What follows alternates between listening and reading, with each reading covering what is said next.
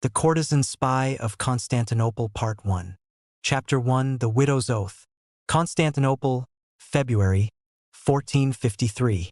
The bells of Hagia Sophia rang low and broken. Less a call to prayer, more a death rattle for a city already gasping. Helena knelt in the cold marble crypt beneath the Church of the Holy Apostles. One hand pressed to the tomb of her husband, the other gripping the blood-soaked pendant he'd worn when they found his body. A rusted blade had been driven through his ribs, Ottoman steel, sharp and foreign, left in his chest like a signature. They hadn't just killed him, they left him as a message. A nobleman, a strategist, a man of ink and honor, now a corpse in the stone belly of a crumbling empire. She didn't cry anymore. Grief had turned to ash weeks ago. Today only vengeance remained.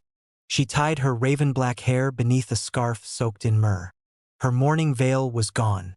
Her name, Helena Sarandouros, would be buried with her husband. The city's spies were waiting. In a candlelit chamber behind the monastery of Staudios, 3 men waited for her. One was Father Leontios, whose sermons masked the sharpest mind in the city's underground resistance. One was Gregorios, the mapmaker turned code runner. And the third, cloaked, silent, scarred, was simply called Nestor, a man who trained agents, not believers. "You're sure?" Leontios asked her. "No," Helena replied. "But I don't want certainty. I want blood." Nestor stepped forward, placing a roll of parchment on the table. When he opened it, it revealed a woman's face, not hers.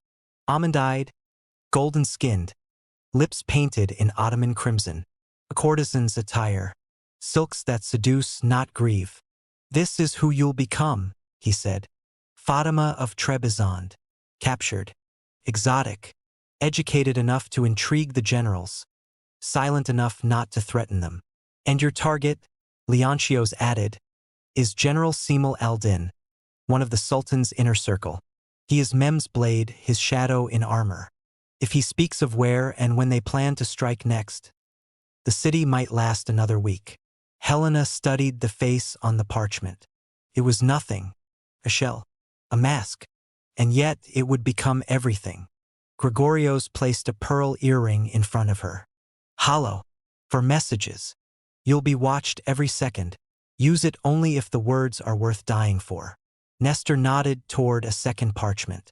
It bore the Sultan's war crest. "And if you're caught?" he asked. Helena picked up the dagger resting beside the map. "I won't be." That night, she stood on a balcony overlooking the Bosphorus. Fires flickered beyond the Golden Horn. Ottoman encampments stretched like coiled serpents around the city's edge. Helena took her mourning ring, her husband's, and slid it into the lining of her corset. Then she unwrapped her veil, burned it, and whispered to the wind, "You took him from me. Now I take you apart." Fatima was born that night, and the war would never see her coming. Chapter 2. Becoming Fatima.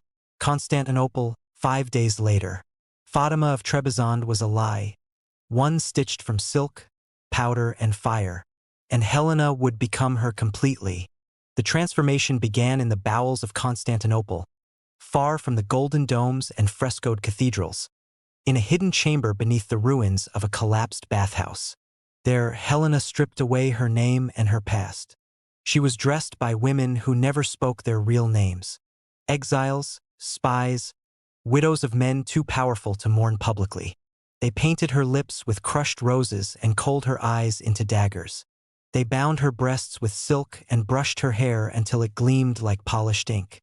A woman named Asha, once concubine to a murdered emir, was her handler. She wrapped Helena's wrists in silver chains, delicate enough to glimmer, tight enough to remind her. Courtesans in Ottoman war courts were not companions, they were currency. And Fatima would be auctioned to the highest commander. "You will walk like someone used to being watched," Asha said coldly. "Smile like you have secrets, and bleed as little as possible when they test your truth." Helena's breath caught. "Test?" Asha nodded. "A foreign courtesan arriving in a war camp is never trusted. You'll be questioned, touched, searched. If they find the false skin on your thigh or the inked prayers beneath your tongue, you die screaming. So don't flinch, don't blink, and never beg. The next morning, she was marched to the harbor in shackles, disguised as a prisoner of war, her gown torn just enough to expose vulnerability, but not dignity. A hood covered her face. Her wrists were bound, but loosely, and a satchel beneath her ribs held her tools. Coated fabric, a hidden blade, and the hollow pearl earring Gregorio's had pressed into her hand like a last prayer. She boarded the ship alone. The sailors never spoke, but one of them, a boy barely 16, slipped her a warm loaf of bread and whispered, "They say women like you die before the gates open." She smiled at him. Then they should watch the gates more closely. The crossing to the Ottoman encampment took 3 days. 3 days of salt water, rot, and rehearsing lies. In her mind, she played scenes over and over. Fatima was taken from Trebizond at 16. She was gifted to a failed pasha. When he died of fever, she was held in a brothel outside Edirne. Then she was sold again. She'd been beaten once, starved once. She never fought, never prayed, never loved. Fatima's eyes did not cry. Fatima's eyes invited. Helena practiced the accent, the limp in her right foot, the way she'd hold a wine goblet when called to entertain. She memorized every inch of her forged identity, burned it into her bones until she believed it herself.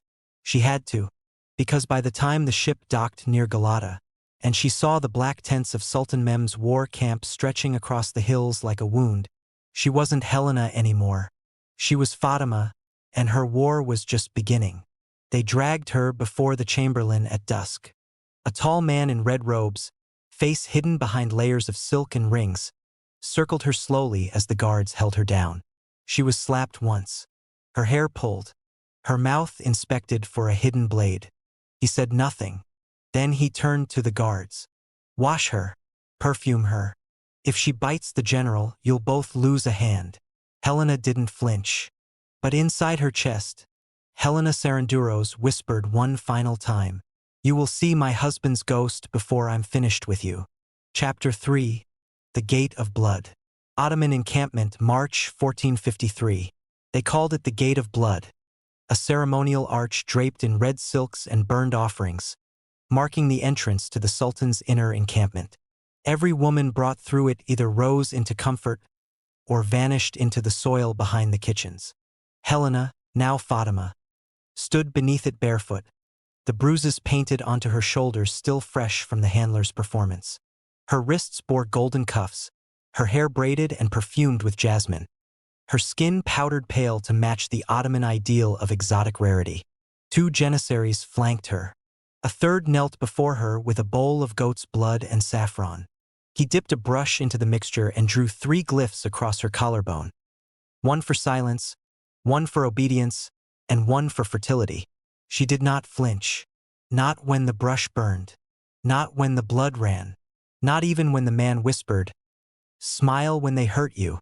That way they don't enjoy it." She was marched through rows of tents buzzing with soldiers sharpening scimitars and laughing in languages she only half understood. The sounds of men, war-bound and bored, thundered around her. She kept her eyes low, her lips parted just enough to suggest softness. She passed caged prisoners, slaves. One woman's scream was muffled by a sackcloth over her head. Helena looked away. No, not Helena. Not anymore. They brought her to a silk-wrapped tent near the center of camp. Smaller than the Sultan's pavilion but surrounded by armed guards. A war tent but elegant, marked by crimson flags. It belonged to General Semel al-Din, her target. Inside, a steward gave her a tray of figs, wine, and rolled honey bread. No words, just a gesture. Serve him. She was the 3rd courtesan sent to Semel this month, according to Nestor. The first vanished. The second was found drowned. He was known for his silence, his brutality, and his strange refusal to speak of his past. Helena walked into the tent and saw him. He was taller than she expected. Not overly adorned, no gold, no arrogant jewelry, no lounging posture. Just a dark crimson tunic, black leather armor stripped off and hanging beside a table, and a blade that hadn't been polished. It had been used. Semel looked up at her with eyes that gave nothing. Sharp, unreadable, faintly amused. He did not leer. He did not rise. He simply said, "Speak." She bowed her head slightly. "I was told you had preferences. I hope I'm among them." He didn't smile. Instead, he stood, walked past her, and closed the tent flap. Then he circled her once. Slowly. "You're not Turkish," he said. "No, Pasha," she whispered. "Not Arab. Not Persian." She lowered her gaze. "From Trebizond. You don't smell like fear." She blinked. "Should I?" That earned her a pause. A flicker of something in his eyes. "You may serve," he said at last, sitting. She poured his wine with hands that never trembled, and placed the tray before him with the grace of a woman who'd done it 100 times, but had never done it once. As he drank, she memorized the tent. 3 maps rolled up beside his cot. 1 oil lantern hung low for privacy. A strange copper amulet on the table's edge, Byzantine in shape. A dagger still stained from battle. Everything she needed for her report. But as she turned to leave, Semel spoke again. "What is your real name?" She froze. "Fatima, my lord." "No," he said, sipping again. "That's not the name you bleed under." Her breath caught, just for a second. Then she bowed her head and whispered, "Does it matter?" Semel was silent. And then, "Only if you survive." That night, she wrote the glyph for weak point on the edge of a silk sash and tied it in a coated knot around her ankle. It would reach her handlers in 2 nights, if the messenger survived. She looked at herself in the polished bronze mirror of the tent. Not a widow, not a spy, just a woman wrapped in someone else's skin. She touched the blood glyph on her collarbone. "I don't fear you," she whispered. "I will end you."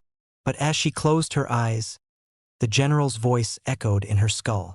"That's not the name you bleed under." He had seen something, and Helena wasn't sure yet if he was her enemy or the first person in this war to truly see her. Chapter 4, The General with No Past. Ottoman encampment, nightfall, March 1453. The war tent was colder than expected. Not from lack of heat. There were coals burning near the far wall, and silk-lined cushions piled near the sleeping mat, but because of him. General Semel al-Din carried silence the way other men carried swords. Helena could feel it pressing against her skin. He had not dismissed her after the wine. Instead, he sat at the table, still armored from the waist down, his tunic dusted with dried blood, inspecting scrolls by the flickering lantern. She waited in the corner of the tent, kneeling as trained, head bowed, veil hanging loose. She didn't speak. She listened, and the silence between them stretched like wire pulled tight. "You're not like the others," he said at last, not looking at her. "I've learned," she replied carefully, "that being forgettable is how one survives." He glanced at her now, sharp, measuring. "But you're not forgettable." Helena tilted her head, playing dumb. "No, Pasha?" Semel stood slowly. The floor beneath his boots barely creaked. He walked to the table and unrolled a map. She recognized it instantly. The western walls of Constantinople. Her city. Her home. He circled a section with charcoal, an old drain tunnel near the Blachurny Palace. Forgotten. Vulnerable. She kept her breath still. That location wasn't public. Hadn't been discussed openly. If he knew about it, the city was closer to falling than anyone realized. "You're staring," he said.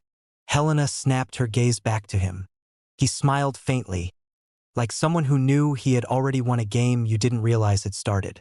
"I admire maps," she said. "They're how men pretend to own things they don't understand." He looked at her for a long time, then walked to a low chest and pulled something out.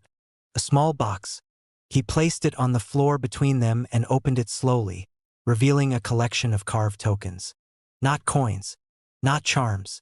Saints. Byzantine saints, carved in ivory, worn smooth with age. One had the chiro. Another bore the faded gold of Eastern Orthodox markings. "Do you know what these are?" he asked. Helena hesitated. "Relics." He nodded. "My mother's. She kept them hidden in her robes, even when we crossed into Ottoman territory. Even when they called her a heretic." Helena stiffened. "You're Christian."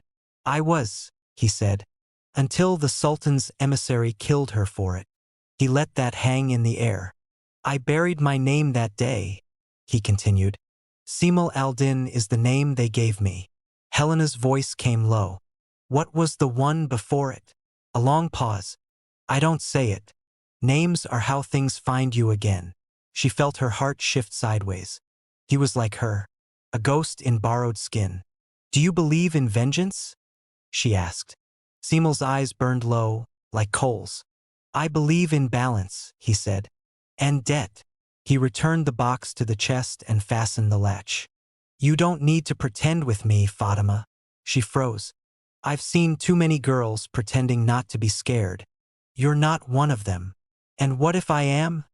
she asked softly. "Then I'll keep the others from smelling it." Later that night, she wasn't dismissed. Instead, she was invited to remain, to pour him more wine, to listen as he recited troop movements like poetry, always watching her, always speaking in riddles. She learned 3 things. He had scars along his back that weren't from battle. He did not pray when the call to prayer echoed across the camp. And he never slept the full night, always waking before dawn, as if haunted by the sound of something only he could hear. Helena returned to her bedding space in the tent's corner. She didn't sleep either, because General Simul al-Din was not the man she'd been sent to seduce. He was something worse, something fractured, dangerous, sharp, and now he was watching her more closely than anyone else. She reached into her robes and touched the pearl earring hidden at her thigh. It was time to send her first full report, and it would begin with 7 words. "He is not what we thought." Chapter 5, The Sultan's Game. Ottoman encampment, Sultan's private war council, 2 nights later. The invitation arrived in silence. A slip of parchment, folded 3 times and pressed into Helena's hand by a palace boy who avoided her eyes. No wax, no seal, just a symbol drawn in charcoal on the outer fold. The crescent and flame, the mark of Sultan Mehmed's private council. She was being summoned, not by General Simul, by the Sultan himself. That night, Fatima, Helena, was bathed in rosewater, perfumed until she could barely breathe. She was dressed in a violet silk gown slit nearly to the hip, her arms painted with spiraling gold ink. Her hair was coiled high and pinned with copper rods sharp enough to kill if twisted correctly. 2 janissaries escorted her through the winding heart of the Ottoman camp, past firelit pavilions and whistling guards, until they reached the Black Pavilion. It rose like a wound, 20 feet high, walls stitched from dyed leather and lined with hanging swords. No sound came from within, but the guards outside stood like statues carved from war. Helena was ushered through the flaps and entered a room built from secrets. Inside, the Sultan's war council sat on embroidered cushions arranged in a circle. Every man wore black.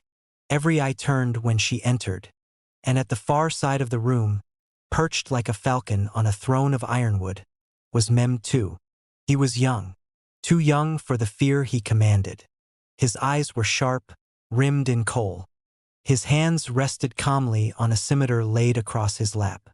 Helena bowed low, keeping her breath steady. "Rise," the Sultan said in flawless Greek.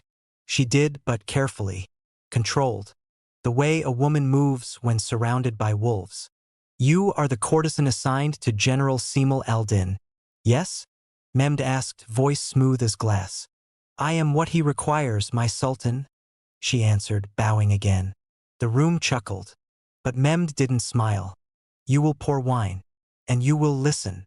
She moved among them like smoke, filling goblets, bowing at every name she memorized. Viziers, strategists, 1 foreign alchemist, 2 emissaries from Crimea, every face marked. She poured for Simul last. He sat near the Sultan, his expression unreadable, his hands crossed over his lap. He didn't look at her. That told her everything. He had not requested her presence here, which meant someone else had. They spoke in riddles, layered code. But Helena had been trained well. She caught fragments between goblets and glances. The western wall is softening. 3 tunnels nearly cleared beneath the Theodosian line. The Genoese mercenaries are asking for double. The traitor priest bleeds slowly. Her heart thundered behind her ribs. They were closer than anyone in the city knew. Too close. If this intelligence reached Nestor, the city could reposition its guard before the full breach. But she had to get out alive first. Semel finally spoke. His voice was calm, but laced with something she hadn't heard before. Caution. I advise we wait 3 more days. The moon will be new. The city will be blind. The Sultan turned to him. You hesitate? I calculate, Semel replied. Then calculate quickly. I want the Hagia Sophia under my feet before spring's end. The tension cracked like ice. Mehmed stood and dismissed the room with a gesture. Leave us. All rose. Except Helena. You, Mehmed said, pointing. Stay. The council filed out. Semel was the last. He paused at the tent flap and glanced back. Just once. His jaw was tight. His eyes darker than usual. Then he was gone. Now only Helena and the Sultan remained. He stepped down from the throne. She stayed still. He circled her once. Slowly. You are not Ottoman, he said. No, my lord. Not Persian. Not Arab. And yet, you carry fire. He stopped in front of her. Where are you from, Fatima? She met his gaze without trembling. From wherever your enemies fear the most. Mehmed stared, then smiled. I like you. And just like that, he turned and walked away. Send her back to the general, he called. Helena breathed again. But inside her head, a plan formed. She had heard the date of the planned breach. She had seen the maps. She had stood in the Sultan's tent. Now she had to get the message out. Tonight, or the city would die. Chapter 6. First message. First kill. Ottoman encampment, midnight, March 1453. The black pavilion faded behind her as Helena, still draped in violet silk and Mehmed's curiosity, was escorted back to General Semel's tent. The guards said nothing, but their eyes lingered too long.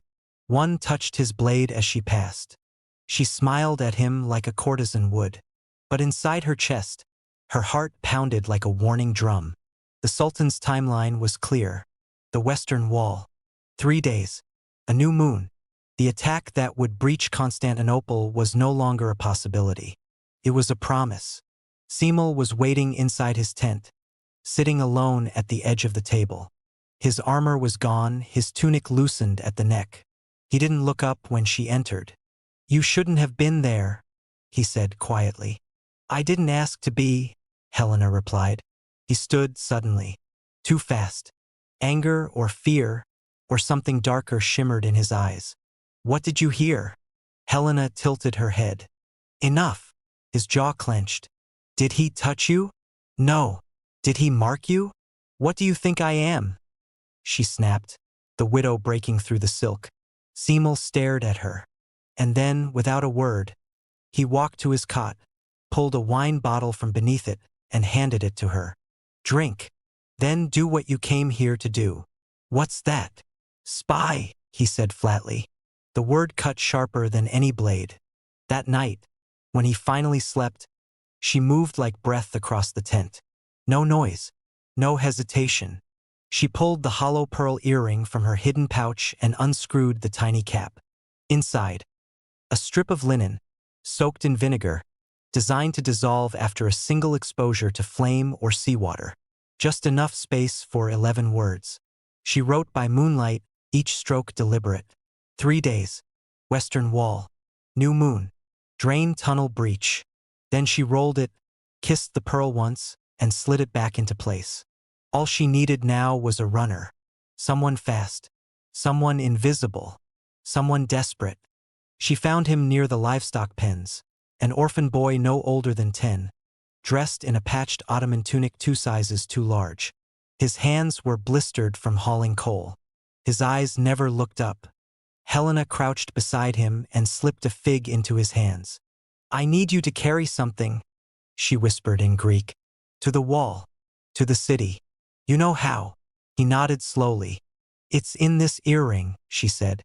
"Guard it with your life." He reached for it, but she pulled back.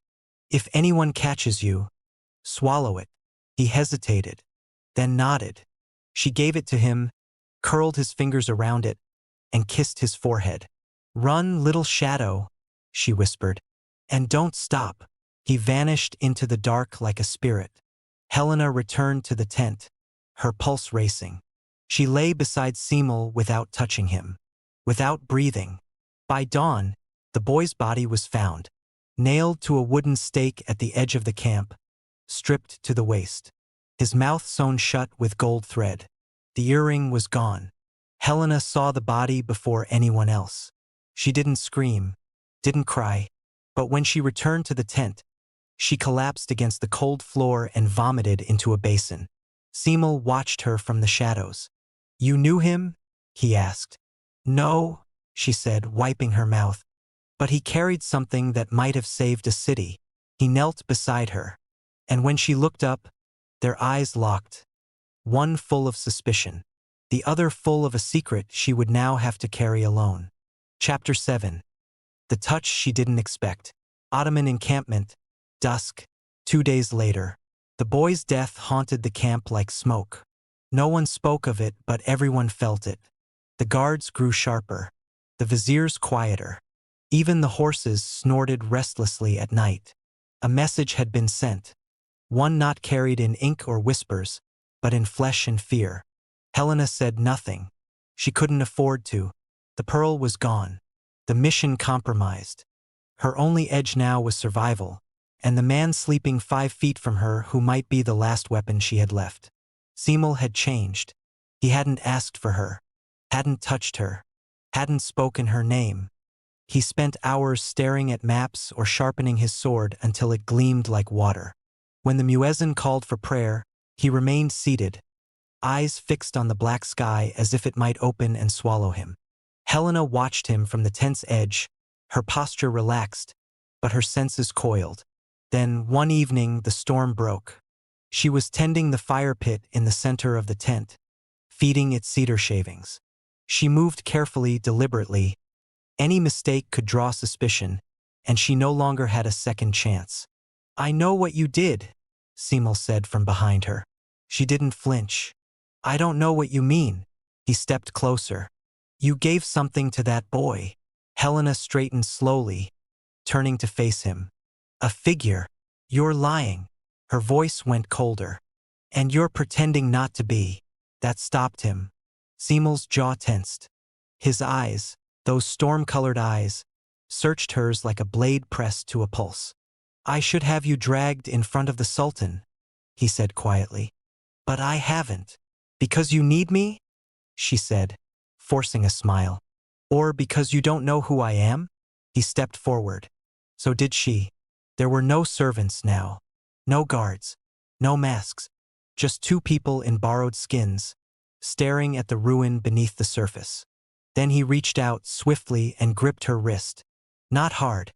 Not cruel. Searching. "You're not afraid of me," he said. "No," Helena whispered. "Why?" "Because I buried my fear with my husband." Something shifted in his face. Not pity. Recognition. "I buried my name," he said. "I buried my life," she replied. And then his fingers loosened, and she realized he was trembling. That night, he didn't make her sleep on the ground. He rolled out a second mat beside his own, placed a water basin between them, and said nothing. But just before the lantern was blown out, he reached across the space between them and touched her hand. No command, no lust, just warmth. Helena froze, because she knew what seduction looked like, what power dressed in softness felt like. But this was something worse. This was kindness, and she hadn't prepared for that. Later, when she lay awake staring at the ceiling of the tent, she realized something terrifying. Semel wasn't her enemy, and that made him far more dangerous than any sword. Because if she let herself trust him, She might forget who she was really here to destroy. Chapter 8. Unholy Chemistry. Ottoman encampment 3 nights before the siege. The nights grew warmer, the air thicker with tension.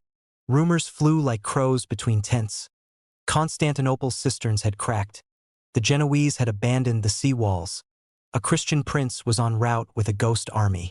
Helena knew most of it was fiction. Disinformation planted to keep the soldiers eager and afraid. But she also knew one thing was true. The final siege was coming. Soon. The Sultan's appetite for victory had reached its peak. Every day the cannon fire grew louder. Every night, more torches burned along the eastern ridge. And in the middle of it all, Helena sat inside General Semel al-Din's tent, wrapped in the body of a courtesan and the soul of a spy. Only now the roles were bleeding together. He hadn't touched her since that night. Not in the way men touched women in war tents. Not with hands or command or conquest. But he spoke to her now, truly spoke. He shared the story of his capture at age 14, the renaming, the oath to the Sultan that never took root. How his first kill had been for a man he didn't believe in. How his survival had depended on disappearing into the face they'd given him. Helena listened. And one night, when he spoke of his mother, how they'd stoned her in the square outside Adrianople, how he'd screamed her name and lost his voice for 3 days, Helena did something reckless. She reached out and took his hand. He didn't pull away. What began as strategy turned slow. Lingering glances. Half-smiles when no one was watching. Wine cups passed with fingers that touched a second too long. She told herself it was the mission. That she was using him. Breaking him open to get to the maps, the orders, the escape. But that was a lie. She was already inside. One night, he returned early from a war council. His expression unreadable. Helena had just finished bathing. Her hair was wet loose, framing her in moonlight. He entered the tent and stopped. For the first time since they met. He looked at her like a man drowning. And she said the words before she meant to. "You don't have to be alone tonight." He stepped forward. But not like a conqueror. Like a man who wasn't sure if he was allowed to hope. What followed was not gentle. It was desperate. Furious. Wordless. He kissed her like a confession. Touched her like he thought she'd vanish with the sunrise.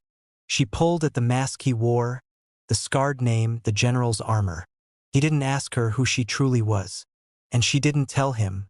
Because in that moment, neither of them wanted the truth. Just the warless space between bodies.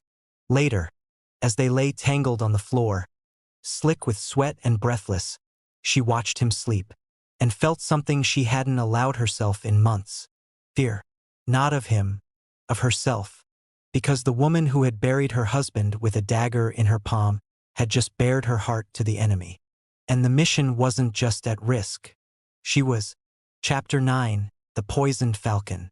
Ottoman encampment 2 nights before the new moon. The falcon didn't scream. Simply fell. From the sky to the ground, in a clean, sharp descent. Like a knife slicing air. Its wings folded unnaturally, body limp, and when it hit the earth outside the general's tent, the sound was like parchment crumpling. Helena was the first to see it. She had just returned from the bathhouse, cloaked and veiled, when the shape caught her eye, black feathers against dust, motionless. She approached slowly. A silver ring marked its leg. The Sultan's courier falcon. Dead. She dropped to her knees beside it, pretending to fuss with her sandals as a passing guard strode by. Her hand reached for the ring, twisting it free. The tiny scroll hidden inside was still warm. Inside Semel's tent, she unfurled the message by candlelight. It was a war directive. Not for her eyes. Not meant for anyone but a man higher than Semel himself. But the message, written in sharp Ottoman script, was unmistakable. Final preparations confirmed. Drain tunnel breach to begin under the 3rd call to prayer on the night of the new moon. Launch the inner gate fire once entry is secured. Clean the city. Leave nothing that prays. She felt her skin crawl. Leave nothing that prays. Not conquer. Not convert. Clean.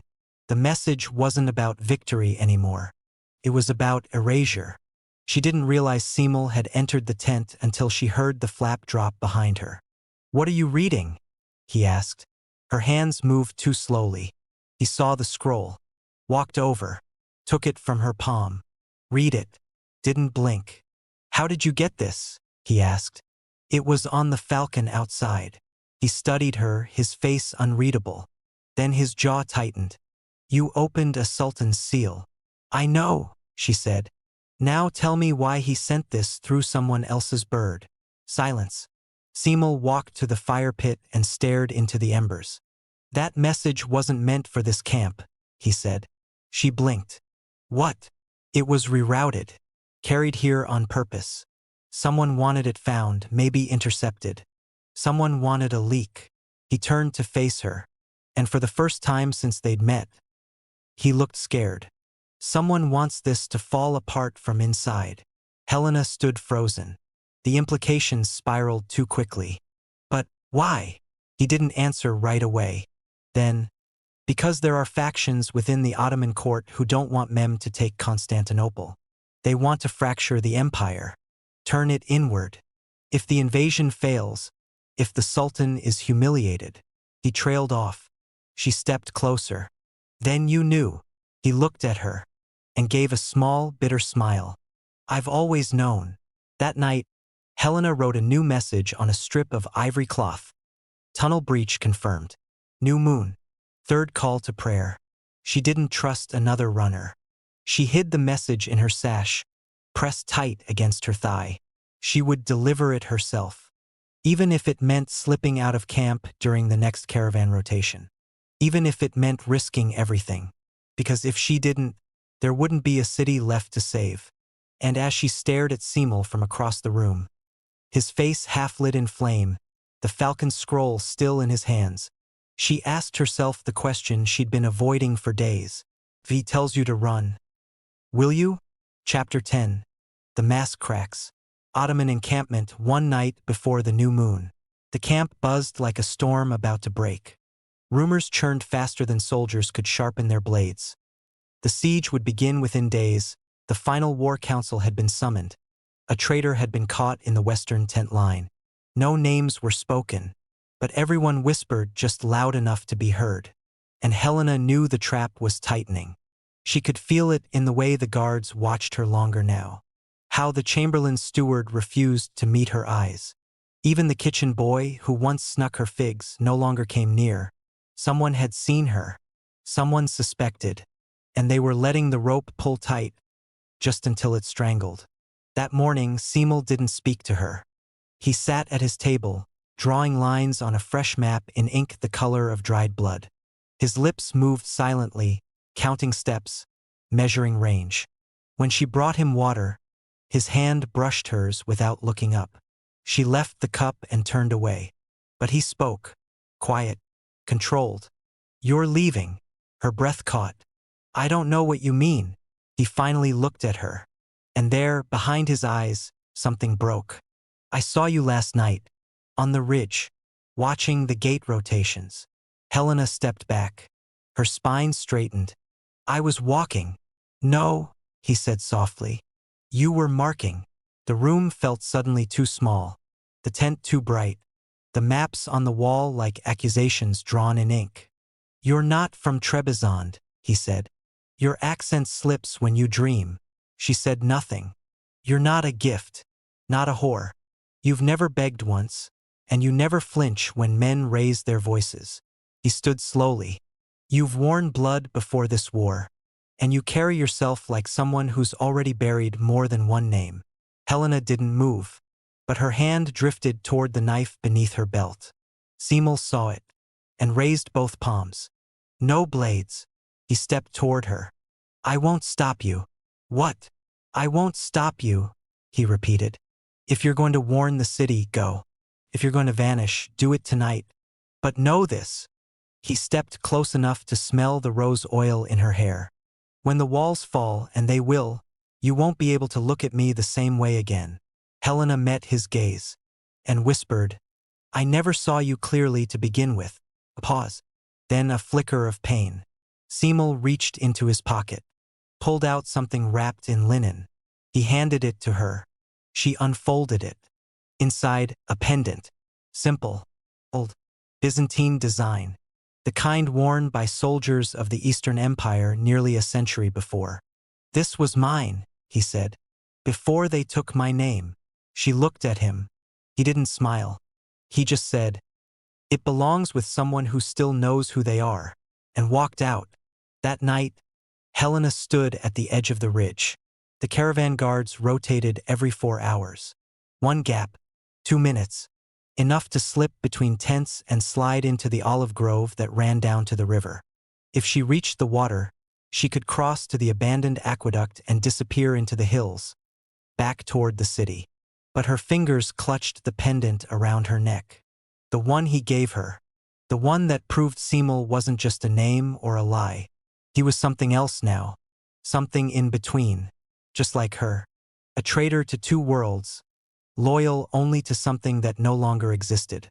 She exhaled and turned away from the caravan. She would not run.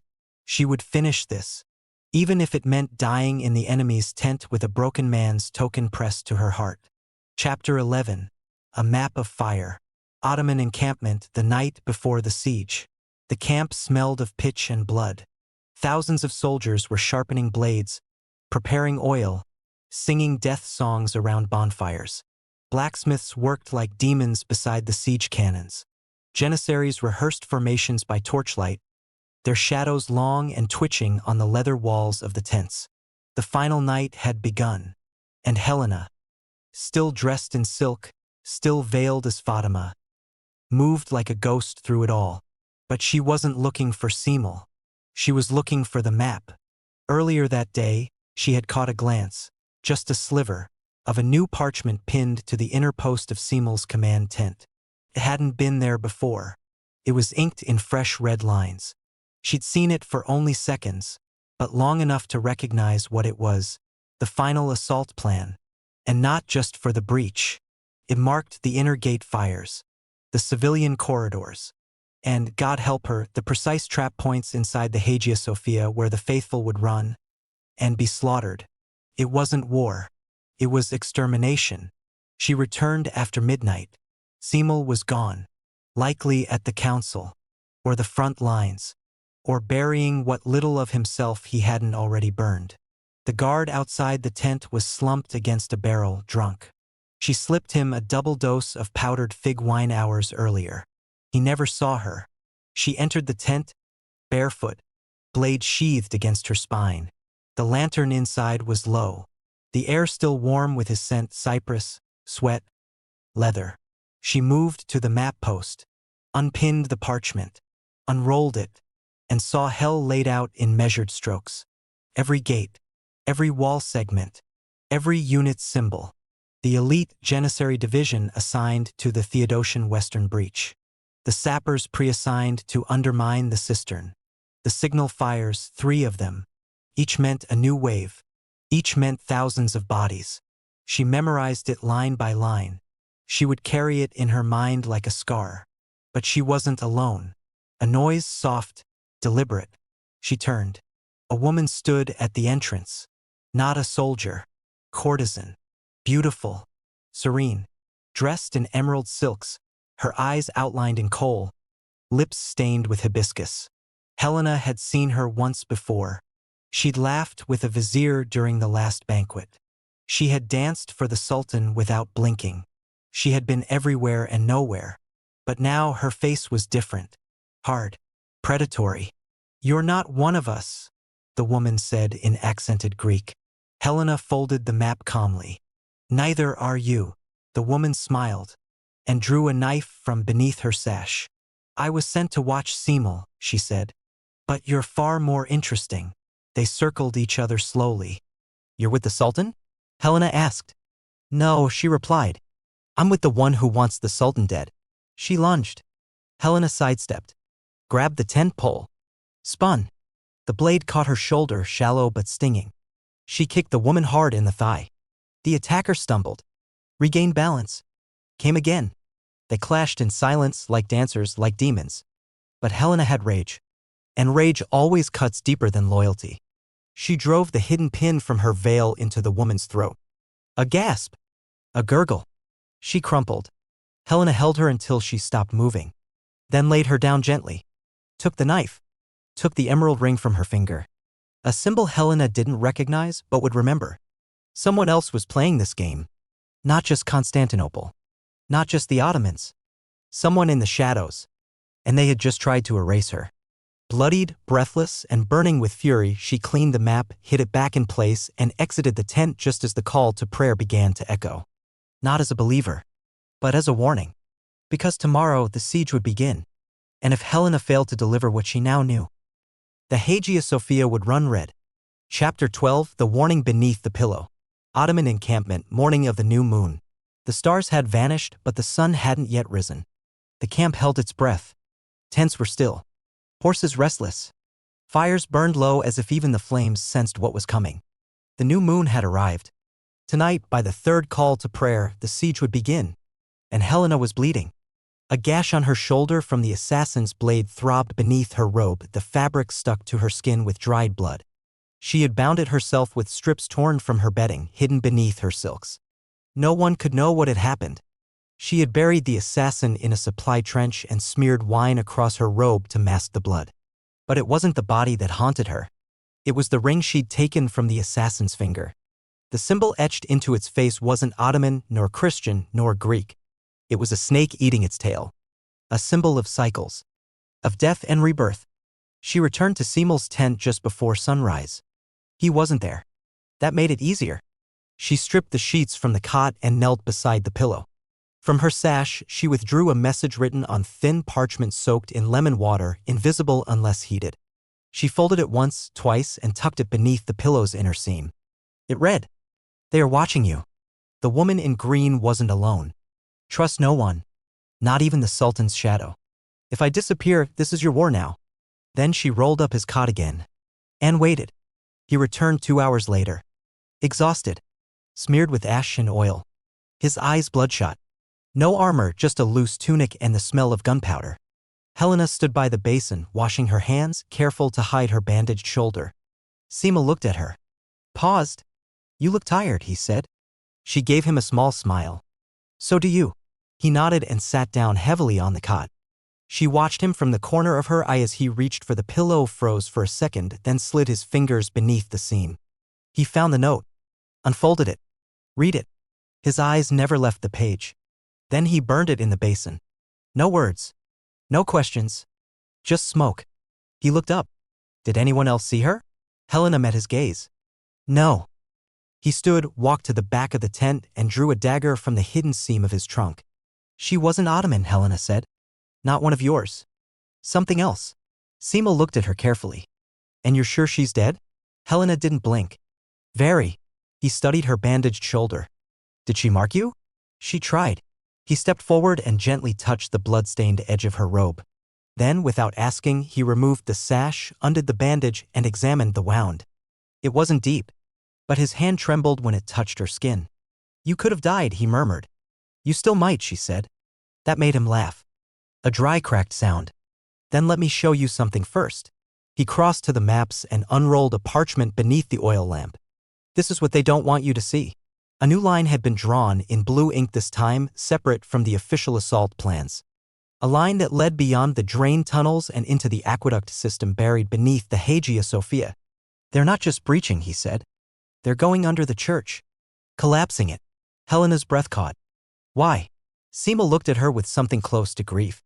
Because if Mehmed can't take the city, he'll bury it. She sat slowly. This wasn't conquest. It was annihilation. A throne built on bones. And now she understood. The assassin in emerald hadn't been sent to silence Sema. She'd been sent to stop them both. Because something bigger than Byzantium and Ottomans was at play now. And they were standing in its path. Across every empire, every forgotten age, stories still whisper. If this tale stirred your spirit, leave a like to honor the echoes of the past. Share your thoughts in the comments. Every voice weaves a new legend into the sands of time. And subscribe to our YouTube channel Historical Fantasy Stories, where myths walk beside history, and every discovery changes the world. The next forgotten legend is waiting to be found.